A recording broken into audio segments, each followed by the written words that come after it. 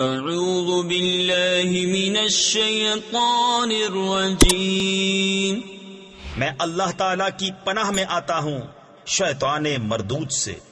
بسم اللہ الرحمن الرحیم، اللہ کے نام سے شروع جو نہایت مہربان رحم والا۔ الحمد للہ رب العالمین الرحمن الرحیم مالک یوم الدین، ایاک نعبد و ایاک نستعین۔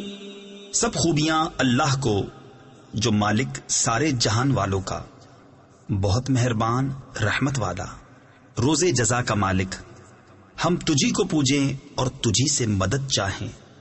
تفسیر خزائن العرفان میں ہے، اس میں یہ تعلیم فرمائی کہ مدد بالواسطہ ہو یا بلا واسطہ، ہر طرح اللہ تعالی کے ساتھ خاص ہے۔ حقیقی مددگار وہی ہے، باقی تمام ذرائع مدد الہی کے مظہر ہیں۔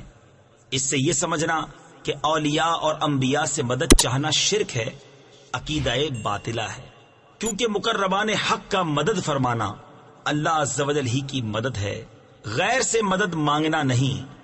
اهدنا الصراط المستقيم صراط الذين أنعمت عليهم غير المغضوب عليهم ولا الضالين۔